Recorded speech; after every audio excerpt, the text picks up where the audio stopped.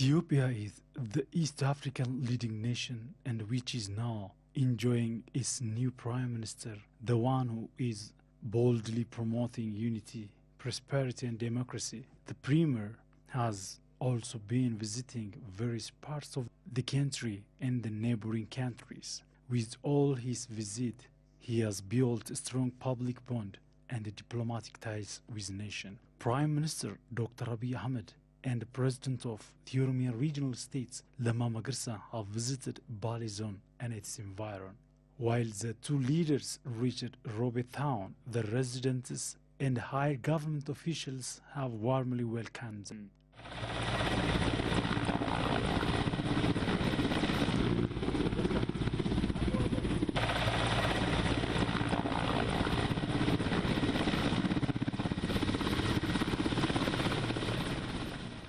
10,000s of people have gathered at Madawalabu Stadium to show their love and respect for the Premier and the President.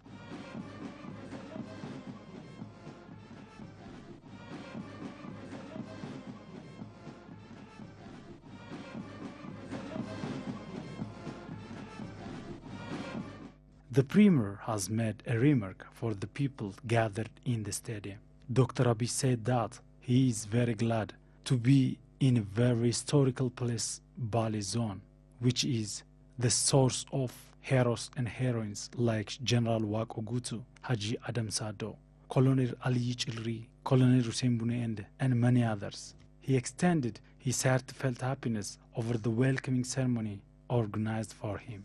Prime Minister Dr. Abiy Ahmed mentioned that the benefit of unity, supporting and listening to each other in gaining those victories achieved by the forefathers. Dr. Abiy spoke that Bale people are committed enough for their goal.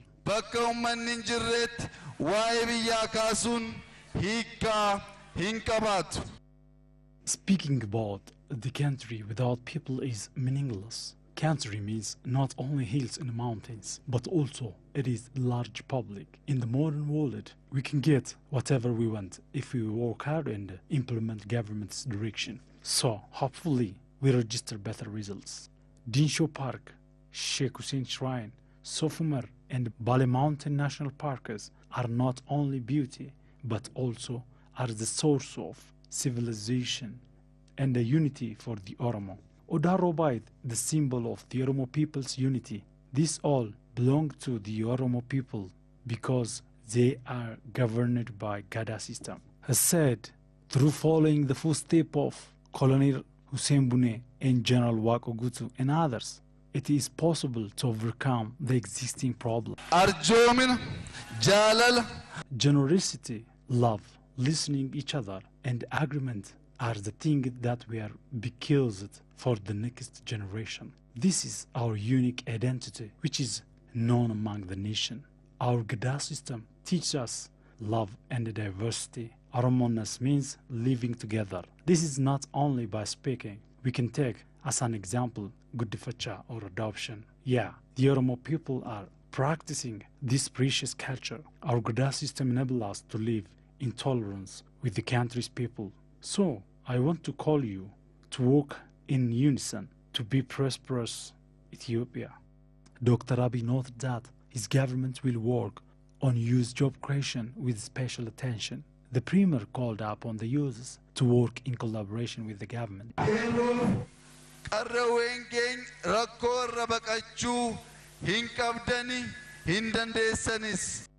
You, our Kero, or youth, and scholars have no option to fear the problems. As you have changed a lot of things by paying sacrifice, you have to combat the problems observed in our country's economy and good governance related problems through hard working.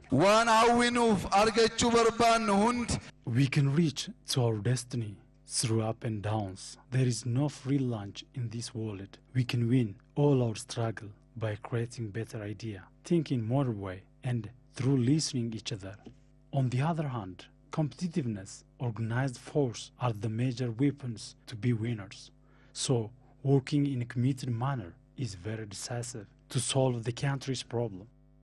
The Oromia Regional State President Lamma Magarsa, while addressing Bale people, said, Bale is the symbol of hero, and the current generation should learn a lot from these people.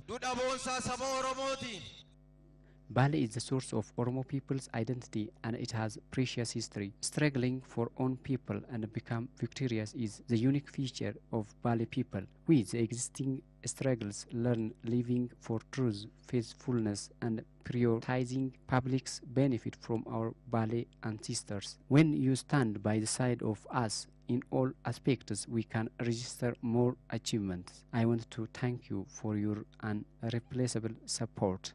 Prime Minister Dr. Abiy Ahmed and the President of the Oromia Regional State, Lamma Magarsa, have held discussion with public representative of Bale Zone at Robe Town, Abagada Hall. Public representatives have raised various questions and the leaders reacted on them. Why do we suffer with rent seekers? Why you remain silent? Please get out them from us. This is cancer. It's danger for you, she said.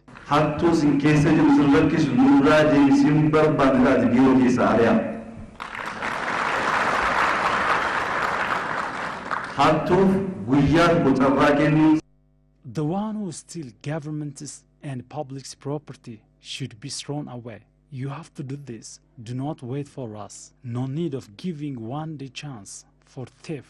If our structure do not act properly and work for the people, please advise him and tolerate him. Otherwise, taking the necessary measure is mandatory. The government structure who do not serve the public is cursed. We are the servant of our people. To realize good governance and the necessary measurement is the contribution of religious leaders, Abagadas, and all of you are crucial. If we work together, rent seekers couldn't get chance for a minute. The people have raised seriously the problem of infrastructure observed across the zone. Project martinu gize ganni galmu kennama wanni bu'abu injiru.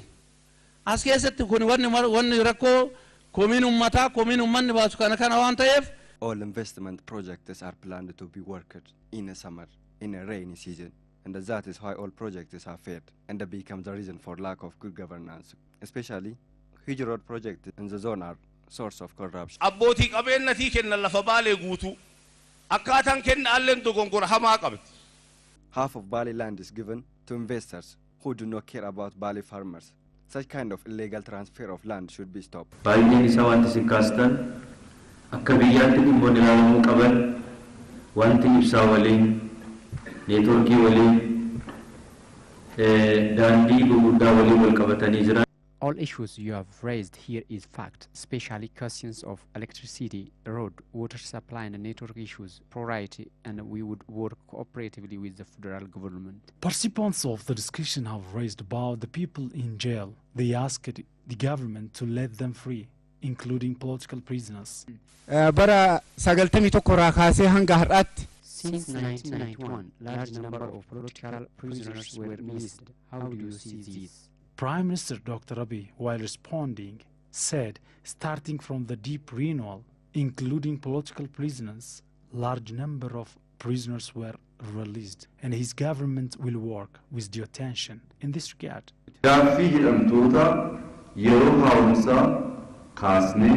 In our profound reform, we had deeply discussed about the situation of political prisoners, and we are in a good move in this regard.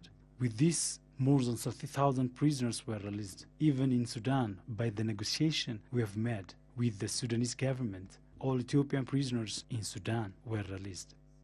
In connection with the visit of the Premier and the President of the Oromia Regional State to Bale Zone, more than 500 hectares of land has been given to the organized users in Agarfa district of the zone.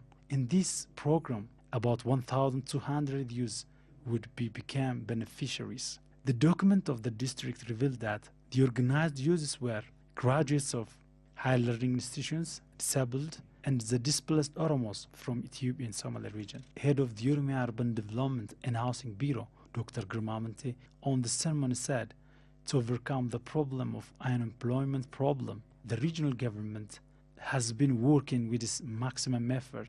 Beyond sustaining the started work in this regard, His bureau will work with special attention on returning the legal owned lands.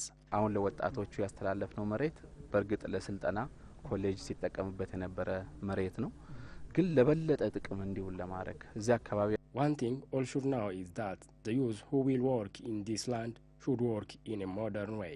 That is why the Oromia regional state is exerting its maximum effort on it. So they have to produce industry-based production. The youth who have got job opportunity express their happiness over the government's decision and vote to work in a committed manner and change their life status in particular and the country's economy in general.